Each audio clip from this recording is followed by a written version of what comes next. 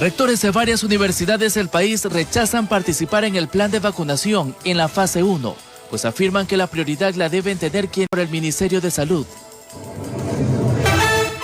Colocan el grillete electrónico el alcalde de Quito, Jorge Yunda, como parte de las medidas cautelares durante la investigación por presunto peculado en la compra de pruebas de COVID-19. Hallan avioneta incendiada en la provincia de Esmeraldas. Según la Fuerza Aérea, la aeronave provenía de Centroamérica y aterrizó en una pista clandestina.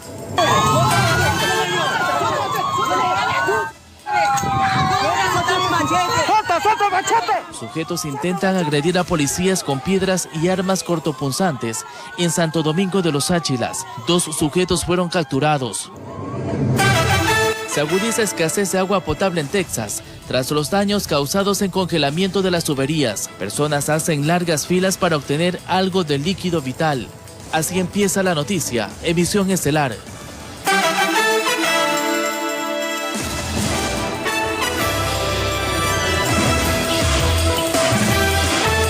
Queridos amigos, buenas noches. Sean bienvenidos a la emisión estelar de su informativo La Noticia. Anali, Charlie, muy buenas noches. Compañeros y amables televidentes, buenas noches. Enseguida los hechos más destacados. Así es, Anali y Adriana y amigos televidentes, mucha atención a las siguientes imágenes, porque más adelante les tendremos todos los detalles de un violento asalto a pasajeros en un bus intraprovincial. Y los detalles, como les mencionamos, y las imágenes estarán en pocos minutos en sus pantallas. Iniciamos, rectores de varias universidades del país rechazan participar del plan de vacunación en la fase 1. La invitación fue hecha por parte del Ministerio de Salud Pública y ellos argumentan que se debe priorizar las dosis para quienes están en primera fila. Sin cumplirse en su totalidad el plan piloto de vacunación que prioriza al personal médico y adultos mayores, el Ministerio de Salud sigue planificando las fases subsiguientes con dosis que aún no llegan. Esta cartera de Estado envió invitaciones a autoridades académicas para que reciban la vacuna. Este es el documento oficial, firmado por el ministro Juan Carlos Ceballos. El rector de la Universidad UTE confirma que a su correo llegó la invitación el pasado 30 de enero. Se pensó hacer alguna diferencia con el sistema de educación superior, pero debemos decir tajantemente que no queremos ventajas en absoluto. En un párrafo del documento se detalla que el ministerio está a la espera de una respuesta de la autoridad académica para incluir su nombre en el plan de vacunación que iniciará en los próximos días. Y la respuesta de los rectores es un no rotundo. César Montaño, profesor y rector de la Universidad Andina Simón Bolívar, señala que otras personas deben ser atendidas con prioridad. La máxima autoridad de la Universidad Técnica de Ambato, Galo Naranjo, solicita ceder la vacuna que le correspondería a alguna persona de servicios de salud. La academia lo que plantea es trabajar en conjunto para apoyar el proceso de vacunación. Nos gustaría, por ejemplo, y eso es lo que le respondimos al señor ministro, conocer cuáles son las gestiones que se han realizado ante las empresas que producen las vacunas, conocer cuál es el probable cronograma de las entregas. La Asamblea del Sistema de Educación Superior, que lo conforman algunos centros de estudios, están dispuestos a ofrecer su contingente para vacunar. Además, adecuar espacios y laboratorios para que sean puntos de recepción de dosis. Las universidades estamos prestas a colaborar con el ministerio, siempre y cuando se transparenten algunos procesos que consideramos que son fundamentales. Pero para conocer más detalles de cómo avanza este plan piloto de vacunación, estamos a la espera de una respuesta del Ministerio de Salud, informó Priscila Cadena. Este viernes, Juan Sebastián Roldán renunció a la Secretaría General de Gabinete de Ecuador. El exfuncionario hizo pública una carta dirigida al primer mandatario Lenín Moreno y un comunicado de despedida a la ciudadanía a través de su cuenta de Twitter. Roldán agradeció al presidente Moreno por depositarle su confianza en los 3 años que estuvo en Carondelet y reiteró además que el motivo de su renuncia es por razones estrictamente personales. Roldán se incorporó al régimen en el año 2018 como consejero de gobierno. Después, el jefe de Estado lo nombró secretario particular de la Presidencia de la República.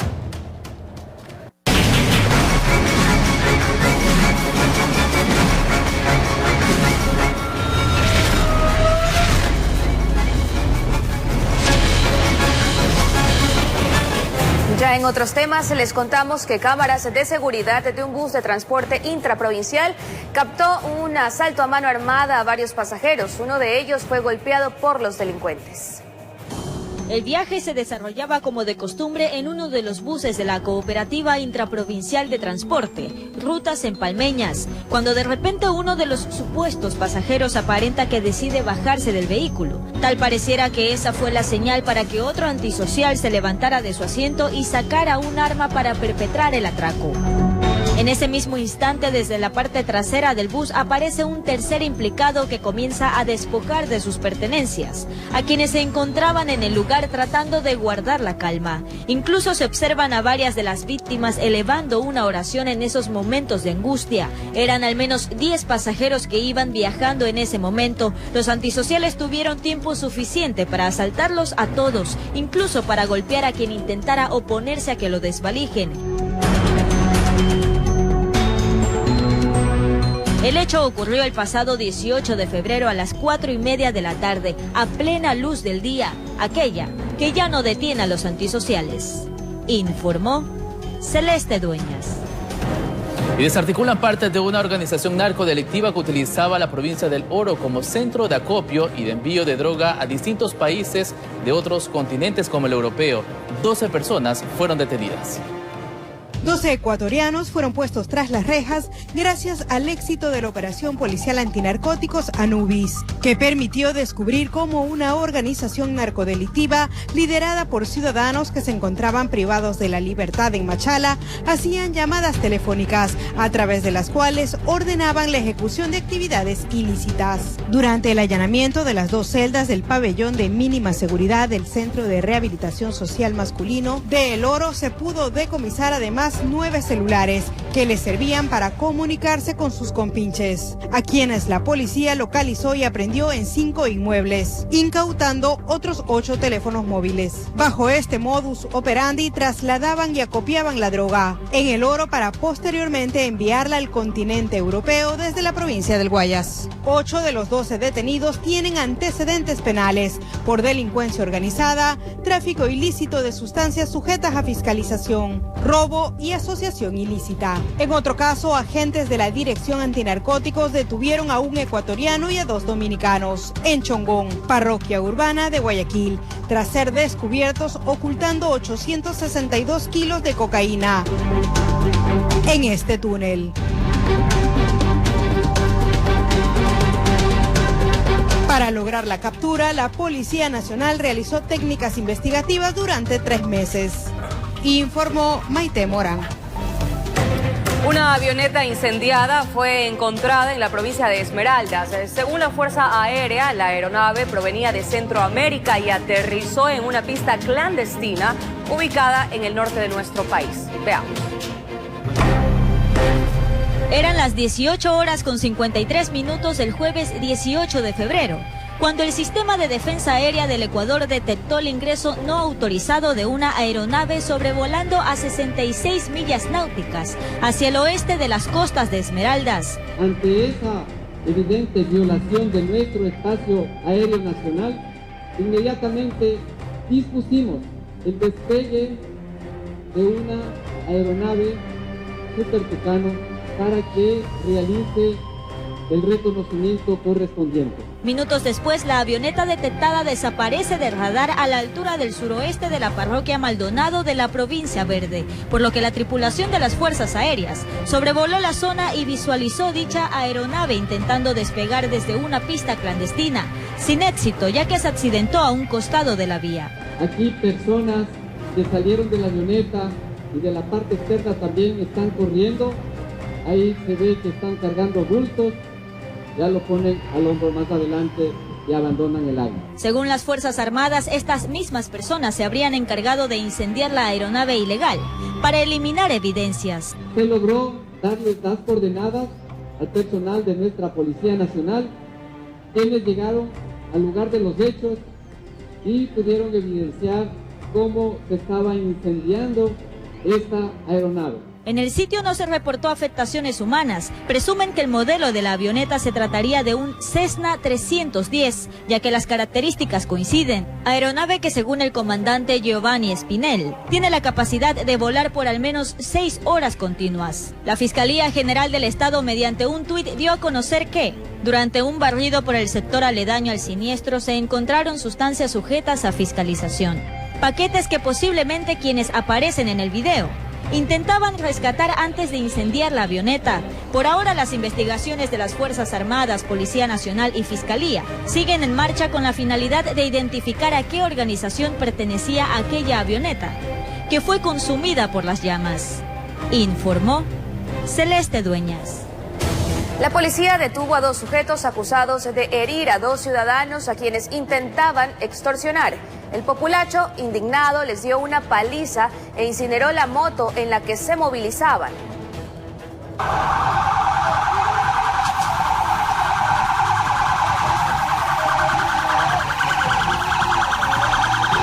Cansados de la delincuencia, el populacho decidió castigarlos y golpeó a estos 2 sujetos en las calles Venezuela y Avenida del Ejército, sitio en el que la policía los detuvo luego de una larga persecución en momentos en que intentaban huir.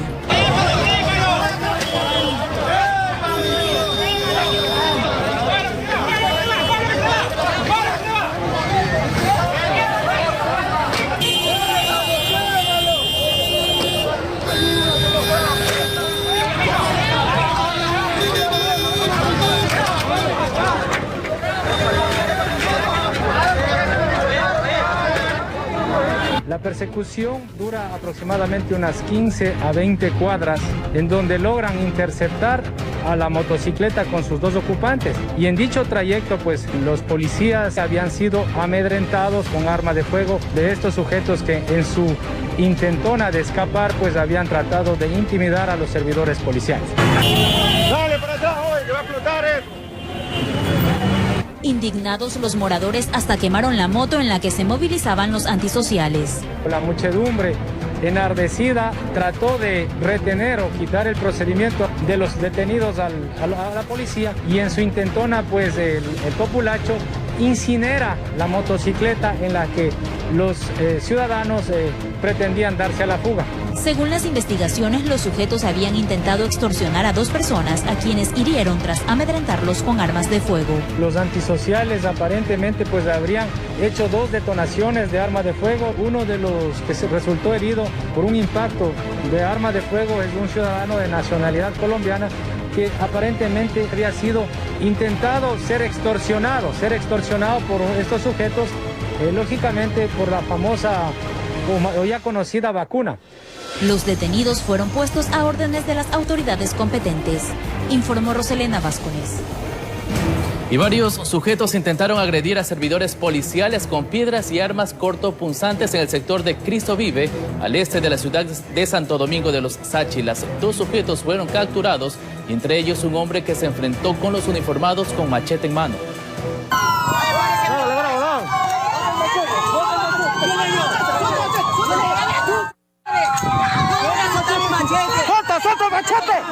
¡Santo machete! Un agente motorizado patrullaba entre las calles Anturias y 10 de agosto en la ciudad de Santo Domingo. De pronto observó una riña. El uniformado intentó calmar los ánimos sin imaginarse que su accionar iba a terminar en un violento enfrentamiento. El accionar de una familia puso en apuros a los uniformados. Por suerte los refuerzos llegaron y se armó la grande. Un sujeto con machete en mano intentó evitar el trabajo de los policías. ¡Quédate al piso! Los agentes motorizados tuvieron que hacer uso progresivo de la fuerza. La violencia del sujeto no tuvo límites, no entraba en razón. Lo único que buscaba es agredir a los policías. Nos sorprendió demasiado la irracionalidad de estas 2 personas, porque a la cuenta ellos eran los que estaban haciendo el escándalo. El servidor policial va a separarles y resulta que es agredido por parte de las 2 personas. Ventajosamente, los agentes resultaron ilesos. El operativo permitió la captura de 2 sujetos, entre ellos el dueño del machete, quien en medio de la confusión buscó refugiarse en una casa, de donde fue sacado por los uniformados. Ventajosamente para la Policía Nacional no hay heridos, ¿no? Obvio, es una situación de extremo cuidado que tenía que haber puesto el personal. Sin embargo, no tenemos ningún policía herido. Ahora sin machete y detenido seguramente estará más calmado. La institución buscará que la actuación del violento no quede en la impunidad. De ataque o resistencia. Es el término que nosotros vamos a optar. De todas maneras, se está haciendo la consulta o se hizo ya la consulta al departamento jurídico. Cada vez asusta más la violencia de ciertos individuos que se creen por encima de todo y de todos, informó Iván Casamen. Un taxista informal fue asesinado a balazos en el Cantón Milagro, provincia del Guayas. La policía investiga este caso, donde además un hombre resultó herido. El cuerpo sin vida del hombre de 41 años de edad fue encontrado en la vía Milagro de Yaguachi. El taxista informal que conducía este vehículo fue contratado por una pareja de esposos que le pidió una carrera desde Guayaquil a Milagro, según indicó la hermana del fallecido. Estas personas le alquilaron una carrera para acá, lo dejaron a mi hermano en un lado de la vía y ellos han manejado el carro y han venido al hospital de aquí, de León Becerra, con otro herido. Y ellos dicen que es un robo, pero estamos en duda porque si es un robo, ¿por qué lo dejan a mi hermano tirado en la calle? Y si era un robo, tenía que mi hermano estar adentro del carro, no tenía por qué estar nunca afuera, y al menos con disparos en la espalda. Y lo dejaron tirado ahí. El hombre fue asesinado con varios disparos en su cuerpo. Tanto el herido como la persona fallecida se habrían encontrado acá en Milagro para concretar un supuesto negocio.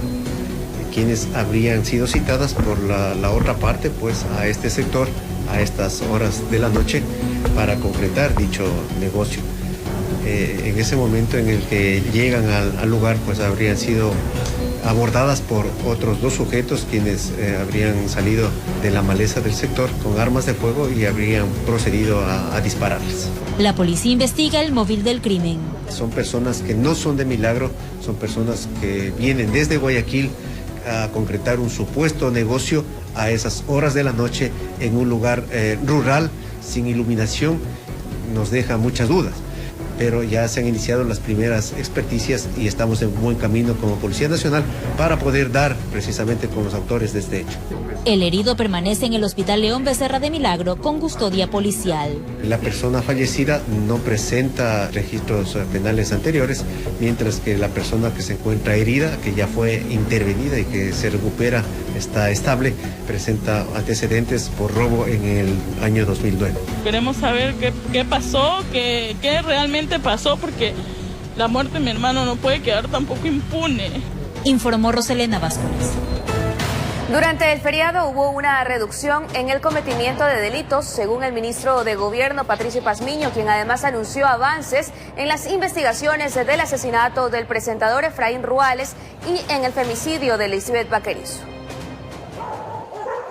En Carnaval hubo más ciudadanos notificados por transgredir las ordenanzas de bioseguridad que detenciones de implicados en el AMPA organizada. Desde luego que nosotros hemos hecho la evaluación y en términos generales en la mayor de los indicadores hay unas reducciones significativas. A juzgar del secretario de Estado, las acciones conjuntas permitieron cercar al movimiento delictivo, algo que también se apura en las investigaciones de los últimos crímenes que desataron una conmoción nacional. En el caso, por ejemplo, de Efraín Ruales, a raíz de la detención de uno de los que participó en el hecho material, hay datos importantes que se han logrado recabar y la policía sigue trabajando en identificar otros actores. Lo dijo durante la incorporación de más de 800 técnicos operativos de la Escuela de Formación Las Peñas, en Babahoyo, donde hubo condecoraciones y conciencia plena de que la policía hace lo suyo. Sin embargo, de las limitaciones que representan las reducciones presupuestarias y las afectaciones a los patrimonios institucionales como el que estamos viviendo en la seguridad social policial, hoy estamos graduando 852 compañeros a nivel nacional, pero estamos recibiendo 50,000 carpetas de nuevos jóvenes. Al prefecto le preocupa el aumento de muertes violentas. En diciembre asesinaron al exalcalde de Santa Fe y asambleísta Patricio Mendoza. Que haya garantías en los operadores de justicia para que se ponga orden en esto. Vemos que los temas más álgidos los dilatan y al final esos se quedan en el olvido. Y ese es un antiguo lastre sudamericano en tiempos de campaña. En Babahoyo, con cámara de Juan Bustamante, informó Jorge Escobar.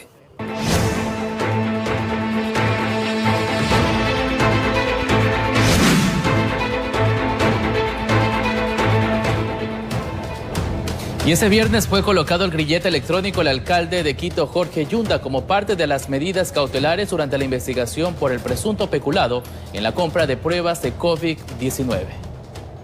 El anuncio de la colocación del grillete electrónico fue dado por el alcalde de Quito a través de un video publicado en su cuenta de Twitter donde captó el momento. Hola vecinas y vecinos, en mi vida he recibido muchos galardones, muchos premios, medallas, preseas, pero esta es especial. Esta significa haber salvado 50.000 vidas. El comentario del burgomaestre en el video, donde señala que el grillete simboliza una condecoración, provocó algunos cuestionamientos entre la población e incluso exalcaldes. Aquí parecería que ser acusado es de prestigio.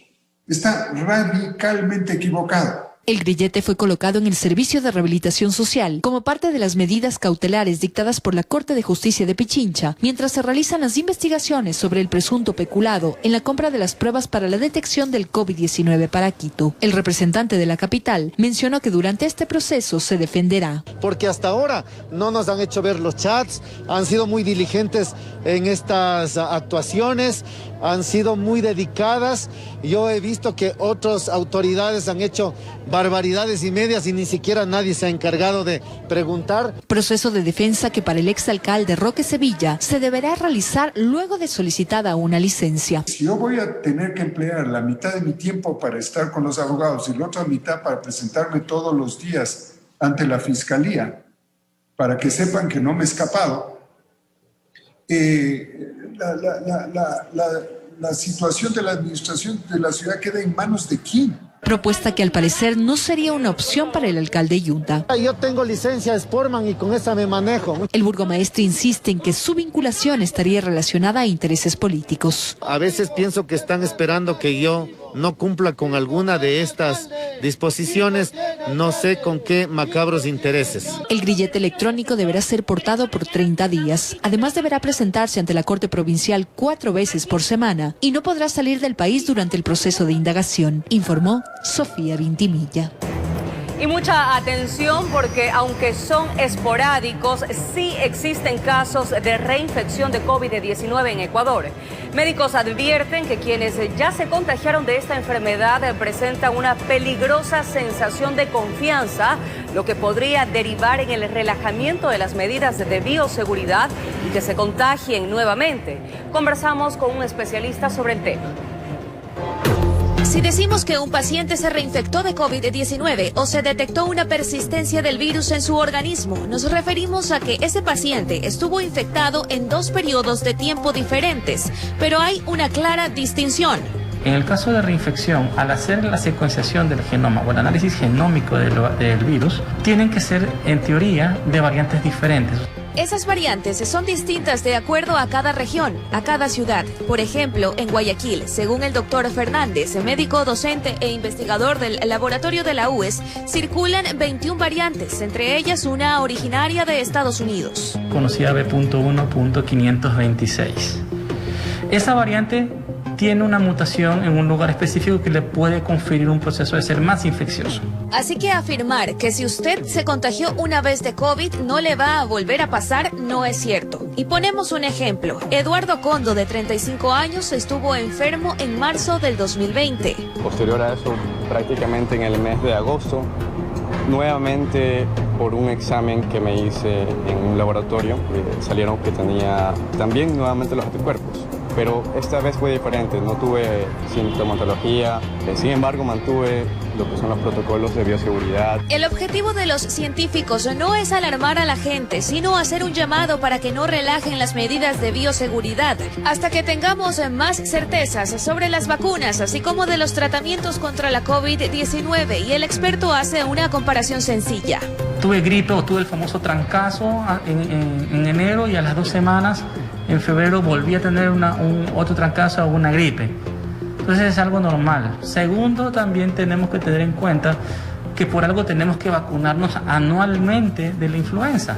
Es por las mismas mutaciones y la vacuna del año pasado probablemente no tenga el mismo efecto que la vacuna de ahora. Entonces COVID no nos está enseñando nada nuevo. La única diferencia que es grave y que es importante es que estamos en una pandemia. Informó Adriana Peralta.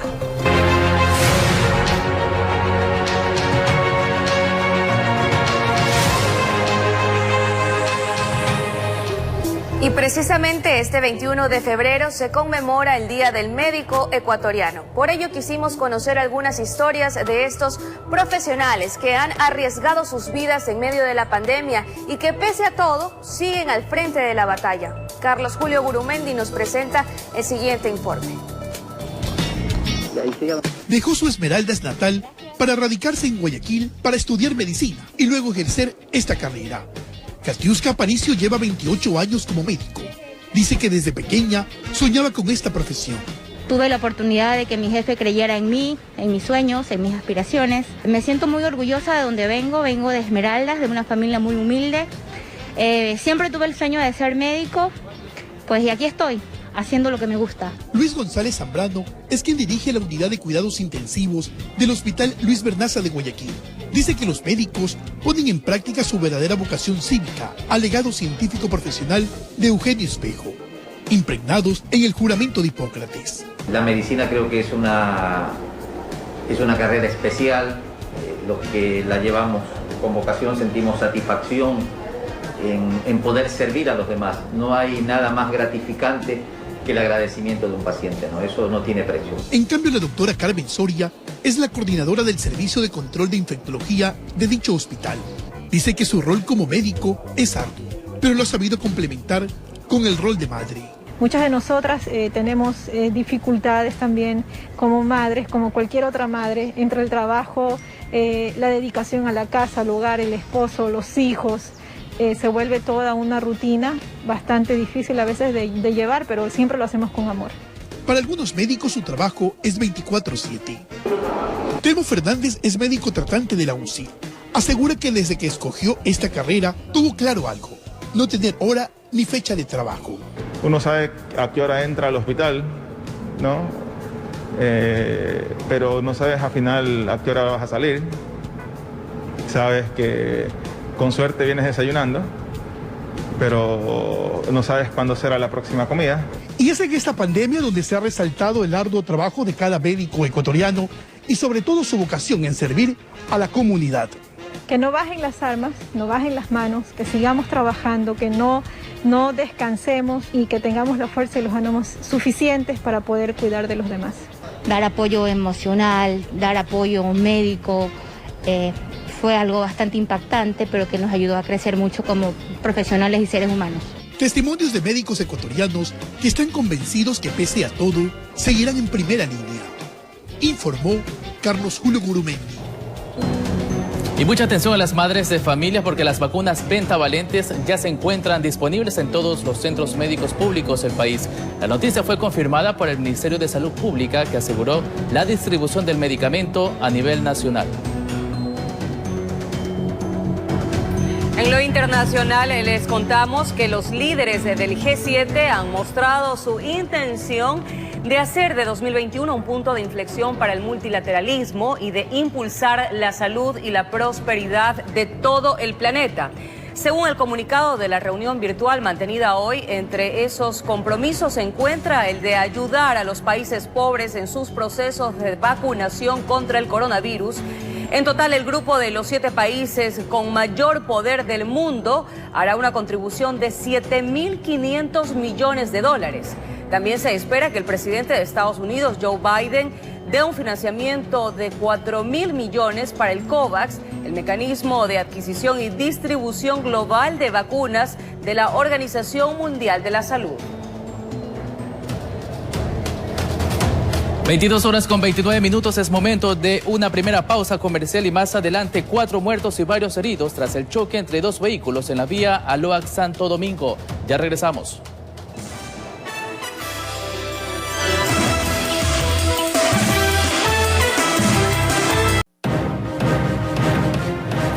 Continuamos con más noticias. Un choque entre dos vehículos en el kilómetro 78 de la vía Aloac-Santo Domingo dejó 4 personas fallecidas y varias heridas. Una furgoneta terminó completamente destruida tras impactarse contra un bus de servicio interparroquial. Cuando la luz del nuevo día llegaba sobre la vía Aloac-Santo Domingo, un choque frontal entre un bus de transporte interparroquial y una furgoneta particular en el sector conocido como los Dos Puentes de la parroquia Ayuriquín del Cantón Santo Domingo entristecía la mañana. El impacto fue de tal magnitud que algunos pasajeros del carro pequeño salieron expulsados y quedaron tendidos sobre la húmeda calzada. Según personas que estuvieron en el sitio de la emergencia, pudieron manifestar que el vehículo era de la localidad. Aparentemente, pues era un grupo de personas, no se puede determinar si eran amigos o familiares específicamente, que se trasladaban en sentido a Santo Domingo. Por razones aún desconocidas, el chofer de la furgoneta que circulaba en sentido Aloac-Santo Domingo supuestamente invadió carril y terminó impactándose contra el bus interparroquial. Los ocupantes del vehículo pequeño, 4 murieron en la carretera y 6 resultaron con graves lesiones, 2 de ellos con pronóstico reservado y fueron llevados a una casa de salud. Se trató de socorrer a las personas que presentaban signos vitales. En la calzada y el sitio del accidente aparentemente aparecieron envases de bebidas alcohólicas. Eso rumoraban los curiosos. La furgoneta quedó prácticamente destruida, informó Iván Casamen. Trabajadores del Hospital Pablo Arturo Suárez al norte de Quito protagonizaron una protesta para exigir al gobierno nacional que se vacune contra el coronavirus a todo el personal de esa casa de salud. Además, denuncian escasez de insumos de protección para evitar contagios.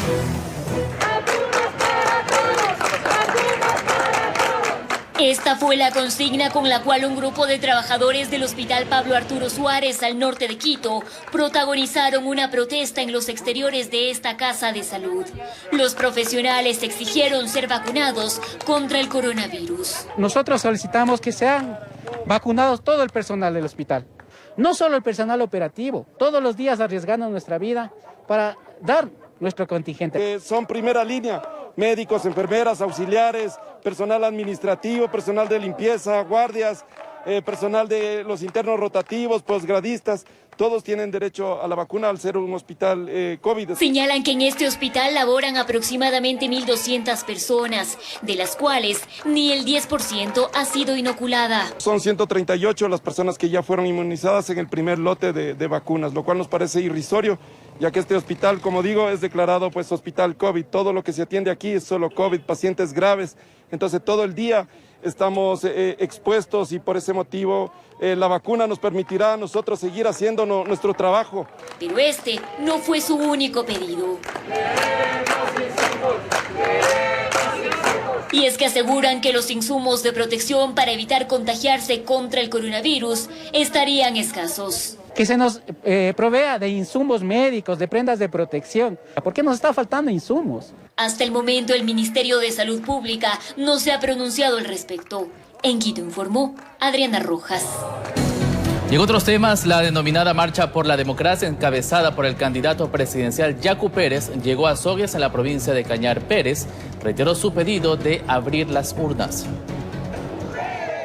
Luego de descansar y desayunar en las instalaciones del Sindicato de Choferes de la SOAY, los integrantes de la Marcha por la Democracia continuaron su recorrido hacia la capital de la República. Confiados en el logro de sus propósitos, dicen, seguirán inclaudicables en llegar a su meta. En Azogues, donde tendremos una caminata, una marcha por la democracia, por la paz, por la transparencia, con todos mis hermanos. En su recorrido por las ciudades y cantones sureñas, entre ellas Azogues, Biblián, El Tambo y Cañar, tanto la marcha como el doctor Yacu Pérez recibieron el apoyo de los ciudadanos, mismos que respaldaban las acciones tomadas por el candidato de Pachacuti en la exigencia del conteo voto a voto. Hacer que el sueño de los ecuatorianos tenga por primera vez en la historia a alguien del pueblo que les comprenda, que les entienda, que les sienta lo que es, porque yo sí he vivido la pobreza. Para los candidatos de Pachacuti, la presencia mayoritaria del pueblo es una muestra del supuesto fraude en su contra. El cariño que se expresa es ese cariño que debe estar en las urnas, pero apareció la mano invisible y se nos robaron. Desde la ciudad de Cuenca, informó Francisco Ramírez. Además, organizaciones sociales y sindicales anunciaron que se unirán a la movilización indígena que llegará a la capital el próximo martes. Exigen que el Consejo Nacional Electoral dé paso al acuerdo para que se realice un recuento de votos. Dicen que recibirán a la marcha indígena que se desplaza desde el sur del país y se unirán a su consigna para exigir al Consejo Nacional Electoral apruebe el acuerdo que los candidatos presidenciales Yacu Pérez y Guillermo Lasso firmaron el pasado 12 de febrero para que se realice el reconteo del 100% de las actas en la provincia del Guayas y el 50% en otras 16 provincias. Pedimos que se haga respetar el acuerdo que llegaron el 12, que el 23 aquí en este país, aquí en Quito, iremos al Consejo Nacional Electoral a decir que respeten nuestro voto. Germán Rodas, coordinador de la Comisión Anticorrupción, aseguró que estas medidas no se tratan de defender a un candidato, sino de garantizar la transparencia y legitimidad al proceso electoral. No está en juego solamente el tema de si uno u otro de los candidatos pasan a la segunda vuelta electoral, está en juego todo el proceso eleccionario. A su vez rechazaron las declaraciones de varios consejeros del organismo electoral, quienes expresaron que se tendría que cumplir el calendario para no retrasar el desarrollo de la segunda vuelta. Y por eso es que condenamos las declaraciones de los vocales del señor Cabrera y del señor Pita, que para ellos resulta que es más importante el calendario electoral que la transparencia para los ecuatorianos. Concluyeron diciendo que velarán por el clamor popular expresado en las urnas el pasado 7 de febrero. Informó Mauricio Sánchez. 22 horas con 41 minutos y es momento de una pausa, pero al regresar, impresionante. Niña estadounidense de 12 años es capaz de correr a una velocidad de hasta 27 kilómetros por hora. Ya regresamos.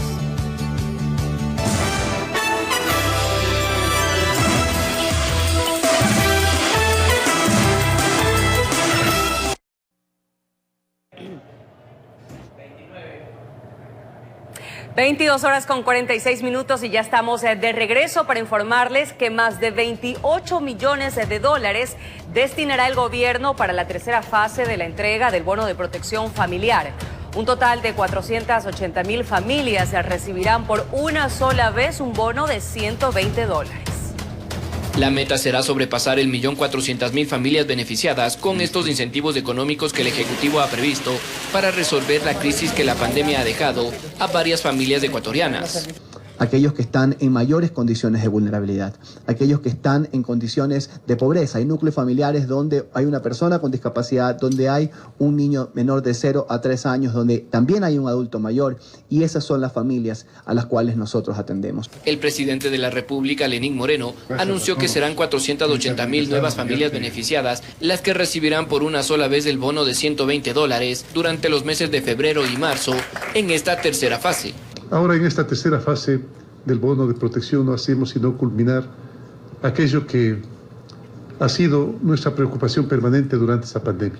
El primer mandatario expresó que el 90% de los beneficiarios de la red de protección social son mujeres cabezas de familia y emprendedoras que fueron afectadas por la pandemia y que poco a poco han ido reactivando su economía.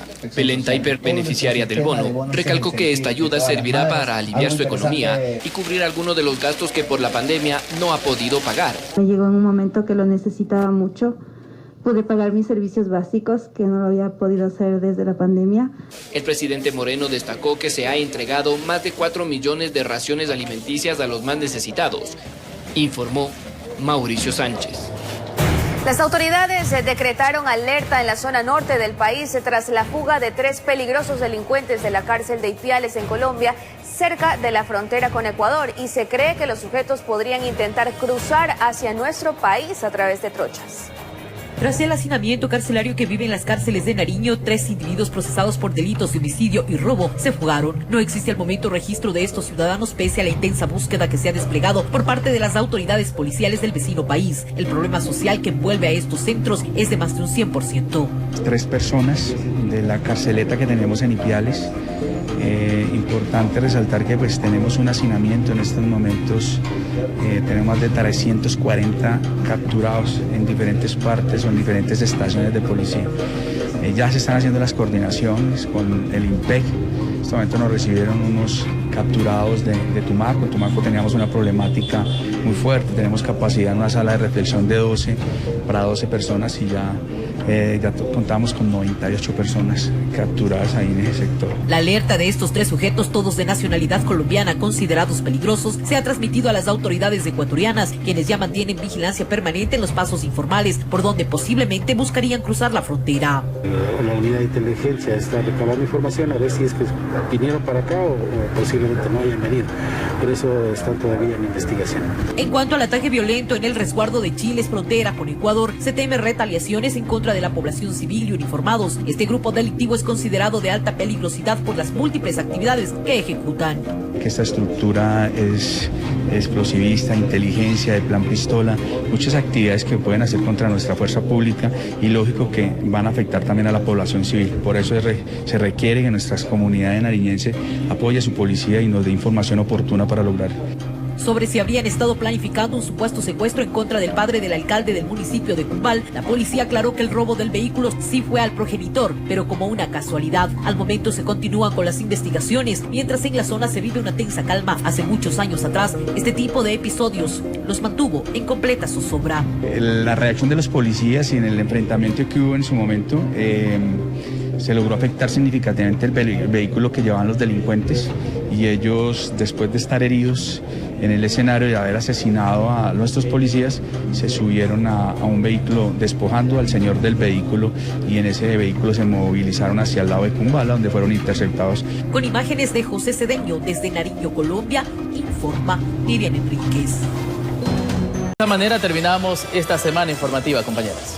Una buena noche, que descansen. Un excelente fin de semana. Abrazos para todos.